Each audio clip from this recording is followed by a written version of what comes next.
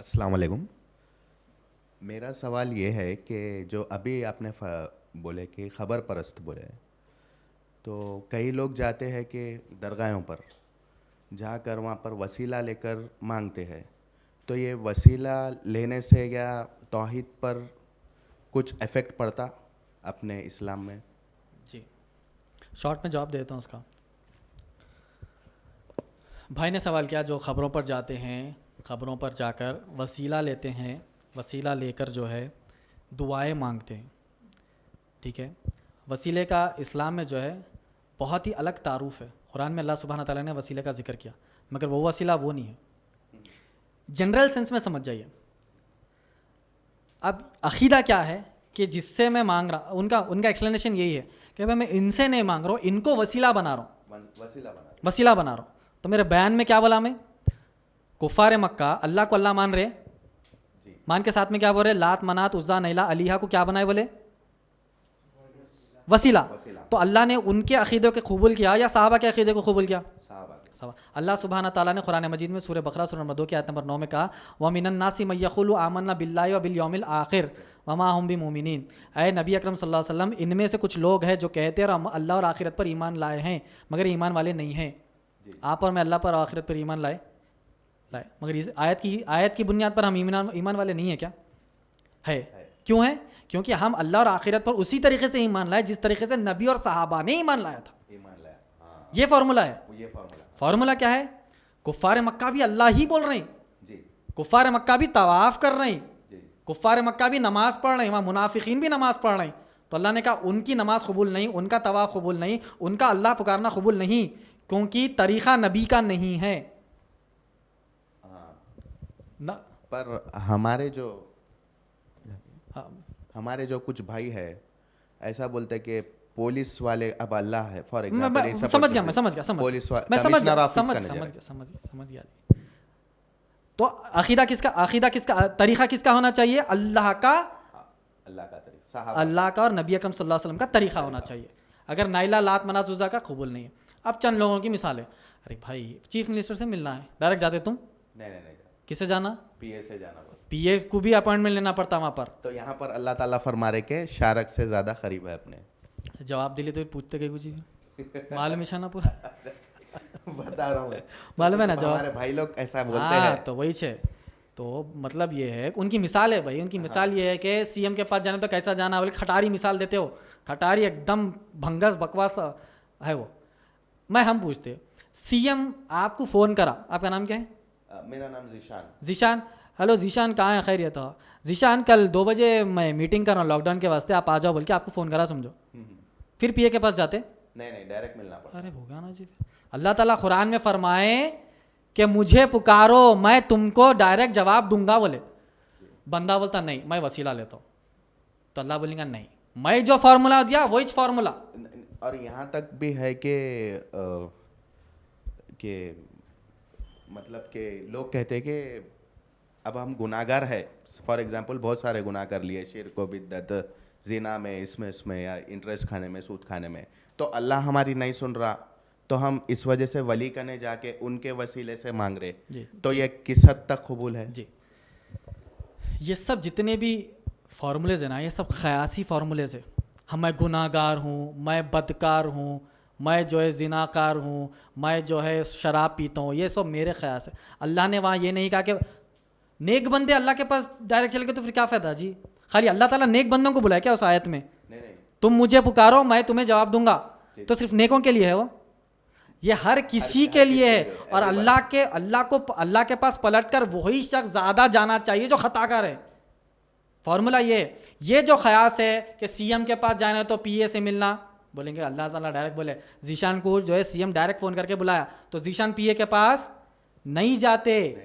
اللہ تعالیٰ بولا میں تمہاری شارک کے رکھ سے قریب ہوں، تم مجھے پکارو میں تمہیں جواب دوں گا. ایاک نعبد و ایاک نستعین، ہم تیری عبادت کر تجھی سے مدد مانگتے ہیں.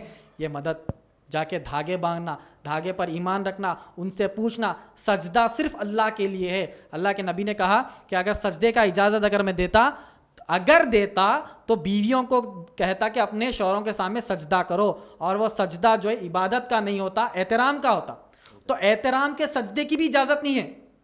بیوی اگر شوہر کو سجدہ کرنا ہے تو عبادت کا ہوتا یا احترام کا ہوتا؟ احترام کا ہوتا. تو احترام کا سجدہ بھی نہیں کرنا ہے شوہر کو تو عبادت کی تو دور کی بات ہے. آدم علیہ السلام کے سامنے جو سجدہ کرنا تھا وہ اللہ کا حکم تھا, وہاں پر اللہ کا حکم ماننا ہی ماننا ہے. کلیئر؟ اگر قرآن میں اللہ سبحانہ تعالیٰ حکم دیتا, اگر دیتا کہ نبی کو سجدہ کرو تو کرتے, نبی کو سجدے کا حکم بھی نہیں ہے. ہم کہتے ہیں کہ یہ جو اللہ سے مدد مانگنے کا طریقہ ہے یہ نبی نے نہیں سکھایا, یہ قرآن نے نہیں سکھایا, یہ حدیث نے نہیں سکھایا. اگر یہ فارمولا جو قرآن اور حدیث میں نہیں ہے یہ طریقہ لے کے قیامت کے دن پہنچیں گے تو اللہ قبول کرے گا. صحابہ بولیں گے ارے یہ ایسا طریقہ تو ہم نہیں سکھایا, نبی بولیں گے ایسا طریقہ تو میں نے سکھایا, 1400 سال پہلے یہ کیوں آیا طریقہ, 1400 سال کے بعد یہ کیوں آیا طریقہ, میں نے تو ڈائریکٹ کا مطالبہ کیا تھا, ڈائریکٹ اللہ سے مانگنا یہ تعلیمات دے کر میں دنیا سے گیا تھا, پھر تم یہ خبر کی طرف سجدہ کیوں؟ بولیں گے ریجیکٹ. ایسی عبادت, ایسا طریقہ جو قرآن اور حدیث میں نہیں ہے, چاہے وہ کتنا بھی اچھا کیوں نہ ہو, وہ ریجیکٹ ہو جائے گا. اور ایک نارمل چیز بھائی, نماز میں سب سے اہم چیز سجدہ ہے. ٹھیک ہے, جنازے کی نماز میں سجدہ ہے؟ نہیں. کیوں؟ وہاں پر سامنے میت رہتی, نماز پڑھیں سجدہ نہیں کر رہے, خبر میں لے آ کے ڈالتے سجدہ کر رہے ہیں.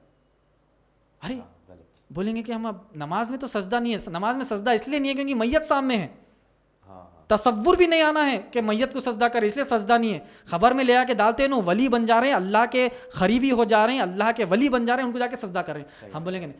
جنرل سینس ایک بات بولتا ہوں, مرنے کے بعد کوئی سن سکتا نہیں, مرنے کے بعد کوئی فریاد کو سن سکتا نہیں, مرنے کے بعد کوئی آپ کی بات قبول کر سکتا نہیں. بھائی جنرل کامن سینس ہے باس, کامن سینس. اگر ویسا ہوتا تو نبی اکرم صلی اللہ علیہ وسلم کائنات میں سب سے, اللہ کے بعد سب سے بڑی ذات تھے, پورے صحابہ جا کے نبی کی خبر کو جو ہے سجدے کرتے.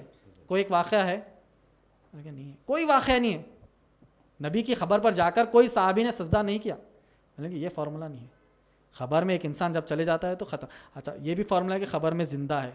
بھائی نکو ستاؤ بھائی, اللہ تعالیٰ قرآن مجید میں فرمائے جو خبروں میں ہے وہ اپنی مدد خود نہیں کر سکتے, جو خبروں میں ہے وہ زندہ نہیں ہے, جو خبروں میں ہے وہ ایلین یا سجین میں چلے جاتے ہیں, جو خبروں میں ہے ان کی باڈی گل کے ختم ہو جاتی ہے. اگر زندہ ہے کا فارمولا تمہارے پاس ہے تو یہ ہم کو بتا دو کہ کھانا کھا رہے, پانی پی رہے, آکسیجن کہاں سے لے رہے. مطلب یہ سب بحث کا بہت لمبا موضوع بن سکتا ہے. سمپل فارمولا یہ ہے کہ ہم کو سمجھ جانا چاہیے کہ بڑے عہدیدار تک جانا ہے تو اللہ تعالیٰ نے خود قرآن میں فرما دیا کہ مجھے پکارو میں تمہیں جواب دینے والا ہوں, تیری ہی عبادت کروں گا, تجھی سے مدد مانگوں گا. یہ کیوں نہیں یہ غلطی کیوں ہوتی معلوم؟ جب قرآن کا معنی اور مطلب نبی اور صحابہ کے حساب سے نہیں سمجھتے ہیں تو اپنے حساب سے سمجھ کر یہ سب چیزیں فٹ کر لیتے. ایک صاحب نے مجھے کہا ارے قرآن میں جو ہے نمبرنگ آئی. ارے مطلب نمبرنگ بولتے ہو کیا, ڈیجٹ آیا, ڈیجٹ بولے نا, کیا ڈیجٹ ہے؟ 1 آیا, کہتے 1. اچھا 1 آیا, 1 ONE 1 آیا. بولے نو قرآن کتنی فاسٹ ہے بھائی, قرآن کتنی ماڈرن ہے, 1 آیا. بولا کہاں ہے پوچھا میں تو نے سورہ اخلاص پڑھے, قل هو اللہ احد اللہ الصمد لم یلد ولم یولد ولم یکن لہ کفوا احد. کر کیسی بات ہے؟ ڈیجٹ 1 آیا, کہاں ہے؟ بولتے کفوا احد بول رہے ہیں, 1 آیا بول رہے ہیں وہاں پر, پھر 2 آیا, 3 آیا. وہ الگ لینگویج ہے.